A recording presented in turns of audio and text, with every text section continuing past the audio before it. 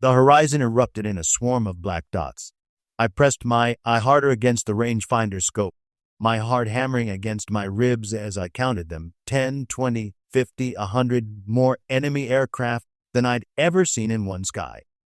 The morning sun of April 6, 1945, cast long shadows across the Pacific, but those shadows were now blotted out by wave after wave of Japanese planes diving toward our fleet like angry hornets. My hands found the familiar grips of the 5-inch gun mount, the metal cold despite the tropical heat. Around me, the destroyer USS Laffey shuddered as her engines pushed us into battle formation. This was it, the moment we'd all been dreading and preparing for. The Japanese were throwing everything they had at us, and only God knew if we'd see another sunset. All hands, general quarters. This is not a drill. The captain's voice crackled through the ship's intercom, but I was already at my station. The sound of running feet echoed across the steel deck as our crew scrambled to their battle positions. The kamikaze attacks had been getting worse each day since we'd begun the assault on Okinawa 3 weeks ago, but nothing, absolutely nothing, had prepared us for what was coming out of that morning sky. I was a gunner's mate first class aboard the destroyer USS Laffey, part of Rear Admiral Morton Deyo's fire support group off the coast of Okinawa. We'd been pounding Japanese positions on the island for days, providing covering fire for the Marine and Army units fighting their way inland. But now the enemy was bringing the fight to us. The Laffey was what the Navy called a Fletcher-class destroyer, 376 feet of steel bristling with 5.5-inch guns, multiple 40mm and 20mm anti-aircraft mounts, and enough firepower to take on anything the Japanese could throw at us. Or so we'd thought. As I watched that black cloud of enemy planes growing larger by the second, I wasn't so sure anymore. "Range 4,000 yards in closing," called out Petty Officer Martinez from the radar station. His voice was steady, professional, but I could hear the tension underneath. We all could. The Japanese pilots weren't coming to drop bombs and fly home. These were kamikazes, suicide pilots who had sworn to die for their emperor, taking as many of us with them as they could. "Load high explosive," I shouted to my gun crew. The breech of our 5-inch gun clanged open, and Seaman Thompson rammed home a fresh shell. The familiar weight of the projectile settling into place gave me a moment's comfort. We'd done this drill 1,000 times in training, but training had never prepared us for the sight now filling our horizon. Captain Frederick Beckton's voice echoed across the ship's 1MC system. "Men, this is the big one. The Japs are sending everything they've got. Every gun on this ship better be singing, or we're all going swimming with the fishes." The first wave hit us at 0830 hours. 6 Mitsubishi A6M0 fighters came screaming out of the sun, their wings glinting silver as they rolled into their final dives. I cranked the elevation wheel on my gun mount, tracking the lead fighter as it dove toward the USS Bush, a destroyer positioned about 2,000 yards off our starboard bow. Fire! The 5-inch gun bucked against its mount, sending a high-explosive shell screaming toward the diving Zero. The sound was deafening, a sharp crack that you felt in your chest as much as you heard with your ears. Around us, every gun in the fleet opened up at once. The sky filled with black puffs of anti-aircraft fire and the bright tracers of smaller weapons. The lead Zero took a direct hit at 800 feet, exploding in a ball of orange flame and black smoke. Pieces of the aircraft scattered across the water like deadly confetti. But his wingman kept coming, diving straight at the Bush's bridge. At the last second, the destroyer's 40mm guns found their mark, shredding the kamikaze's wing.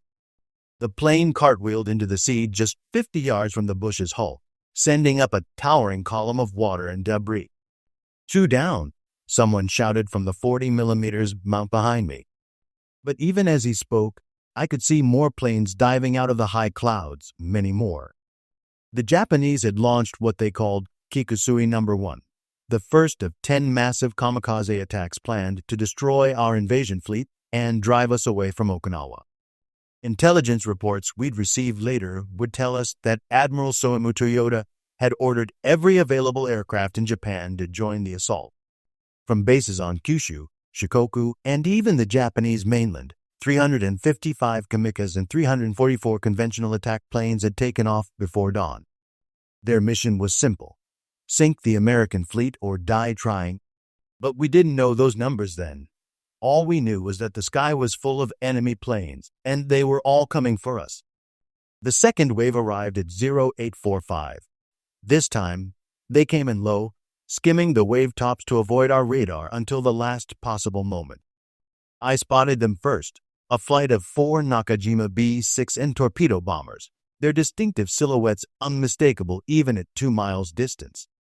"Torpedo bombers, bearing 090, distance 2000, I called out.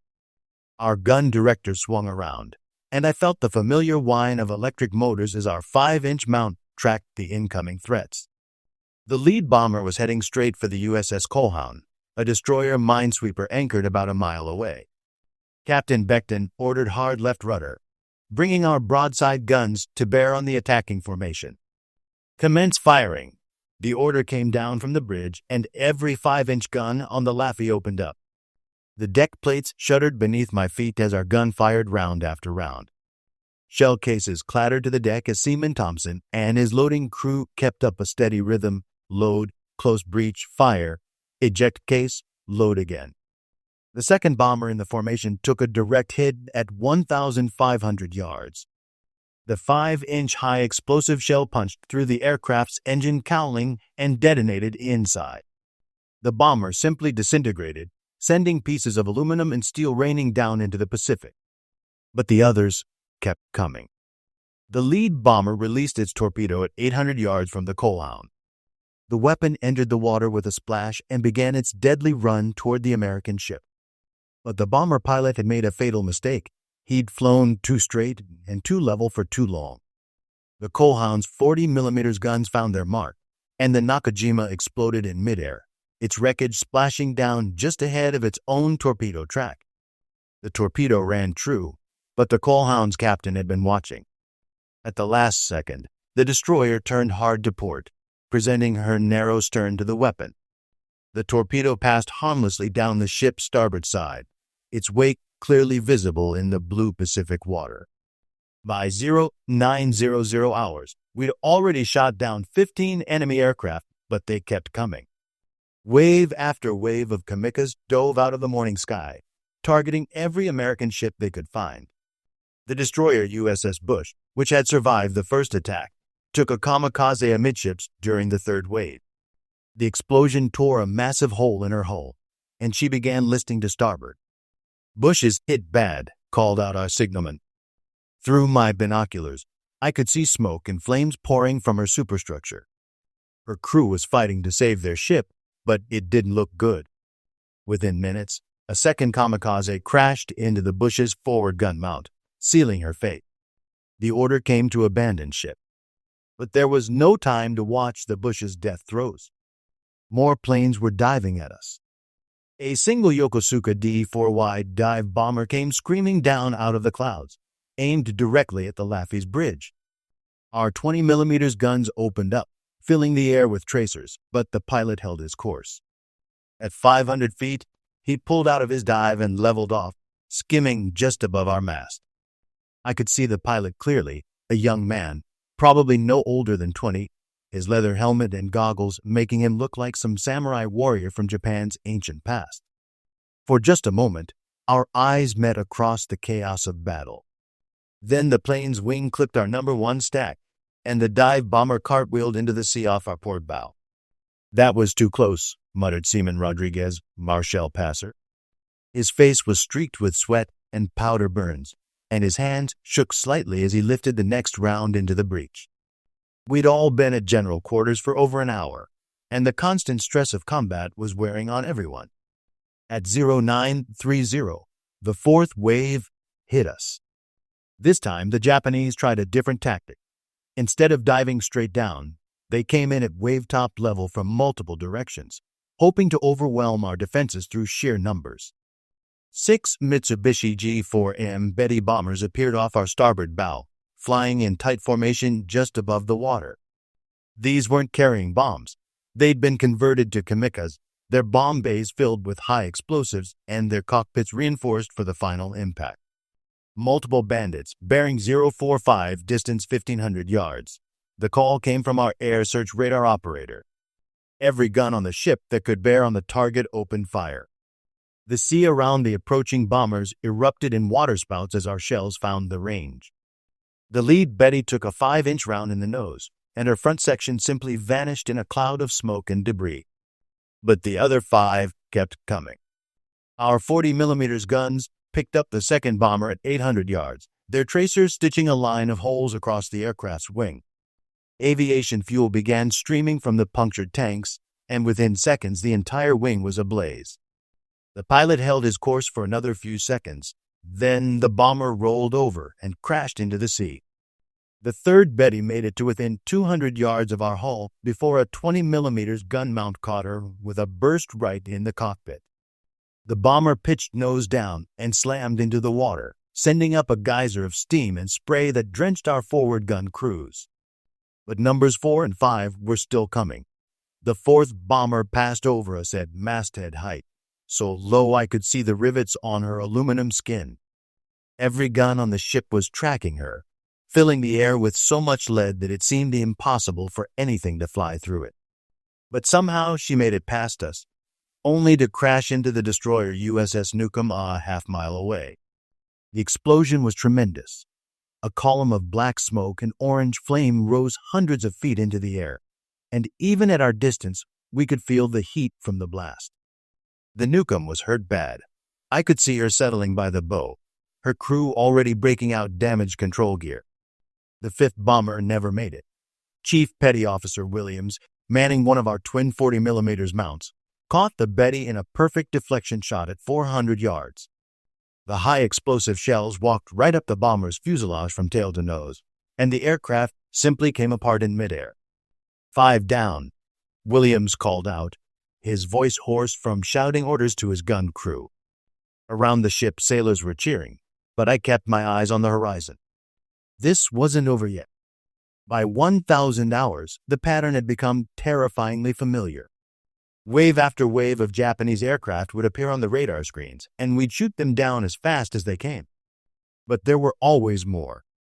The destroyer USS Colhoun, which had survived the torpedo attack earlier, wasn't so lucky during the 6th wave. 3 kamikazes hit her in rapid succession, 1 in the bridge, 1 amidships, and 1 in the after gun mount. She broke in half and sank in less than 10 minutes.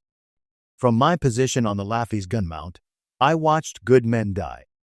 Sailors who'd shared coffee with me that morning, who'd shown me pictures of their sweethearts back home, were now swimming in burning oil or trapped below decks in flooded compartments. The sea around the sinking destroyer was filled with life rafts and swimmers, but enemy planes were still attacking, making rescue operations nearly impossible, whispered Seaman Thompson. He was staring at the Colhoun's death throes, his face pale despite the tropical sun. How many of them are there? I didn't have an answer for him. None of us did. All we could do was keep shooting and hope our ammunition held out. The 7th wave came at us from the northeast at 10:30. This time, the Japanese had learned from their previous attacks. Instead of coming straight in, they approached in a loose formation, weaving and jinking to throw off our gunfire. Some flew high, some flew low, and some came in at medium altitude, anything to confuse our fire control solutions. But our gunnery had improved too. After 2 hours of constant combat, our gun crews had settled into a deadly rhythm. Rangefinders tracked targets smoothly, fire control computers calculated lead angles automatically, and shells flew out with mechanical precision. A lone Kawasaki Ki-61 fighter dove at us from 6,000 feet, its inline engine screaming as the pilot pushed his aircraft past its design limits.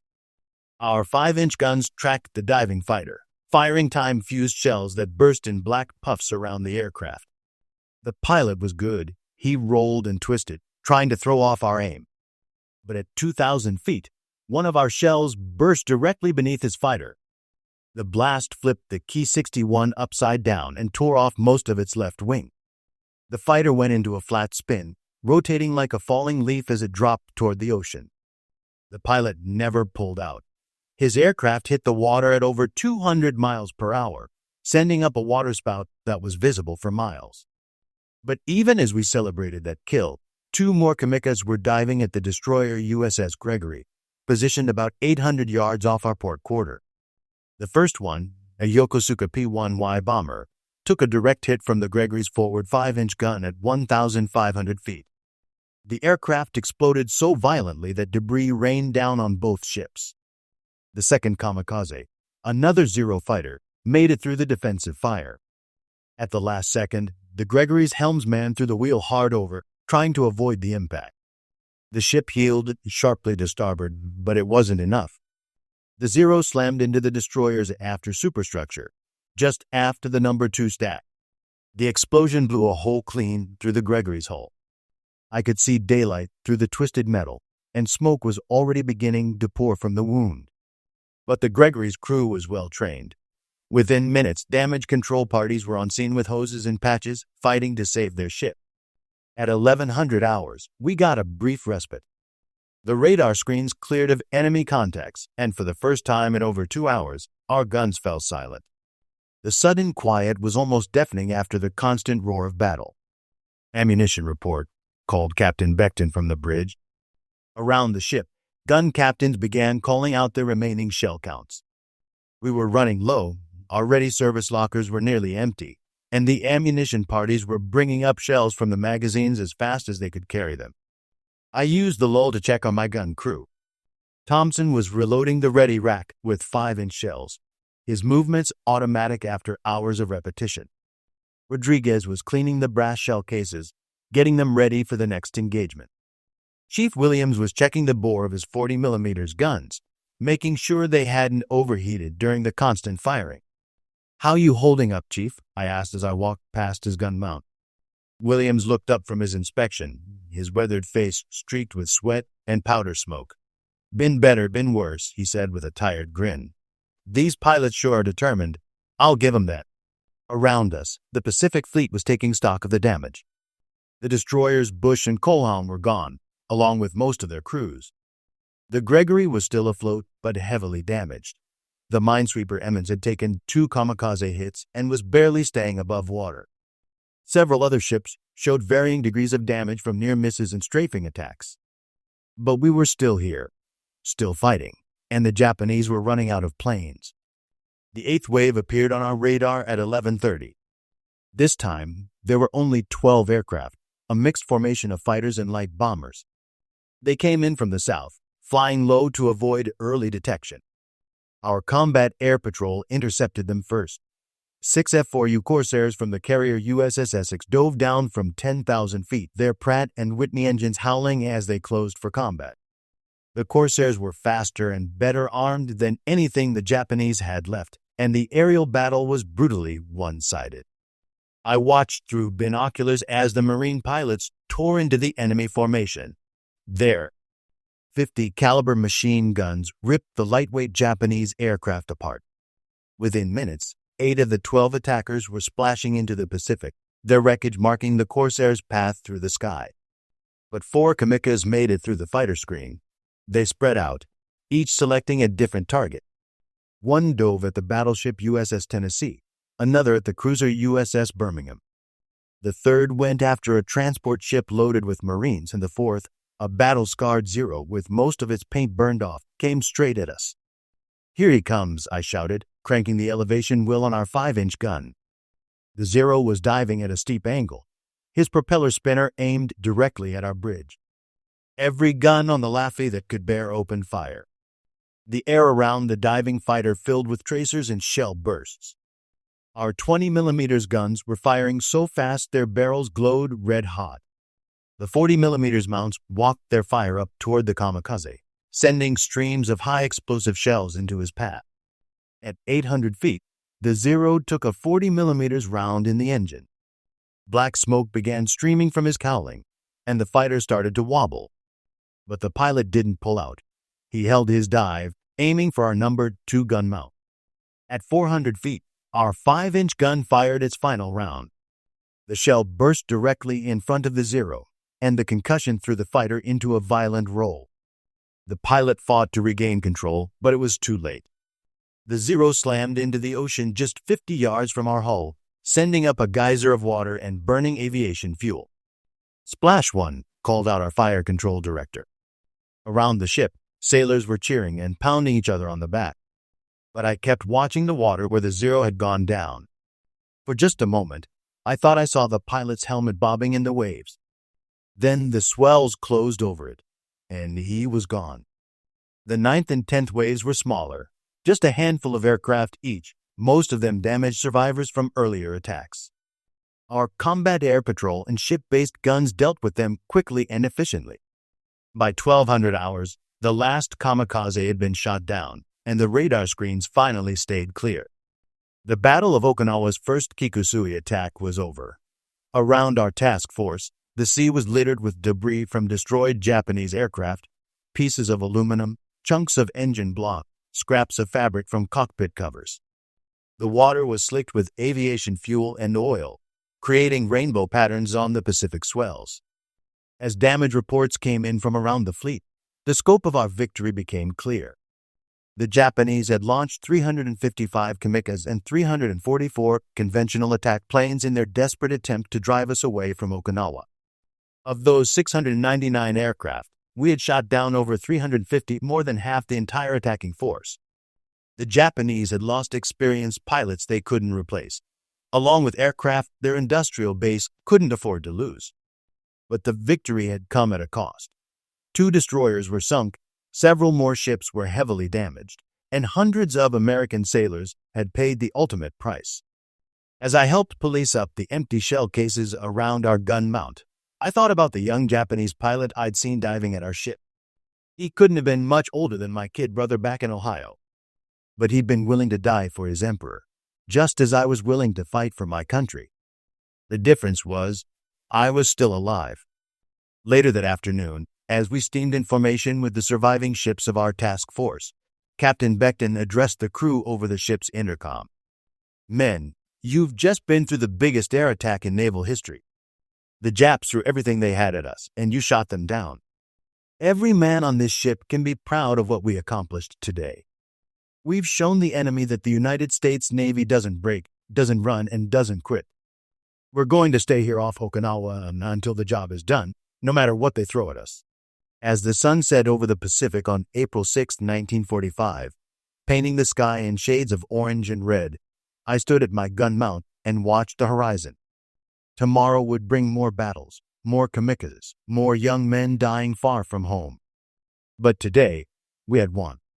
The Japanese had gambled everything on their first Kikusui attack, hoping to cripple our fleet and drive us away from Okinawa. Instead, they had lost over 350 irreplaceable aircraft and pilots, while our invasion continued without pause. American Marines and soldiers were already fighting their way across the island, supported by the naval gunfire we provided. In the weeks that followed, there would be 9 more Kikusui attacks, each smaller than the last as Japan's air force was gradually destroyed. By the end of the Okinawa campaign, the Japanese would have lost over 4,000 aircraft, most of them to the guns of ships like the Laffey. But we didn't know that then.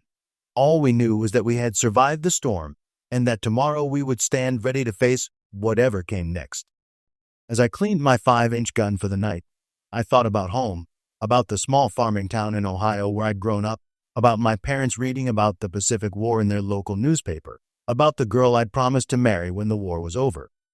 They seemed impossibly far away, separated from this floating steel world by thousands of miles of ocean and the gulf of experiences they could never understand.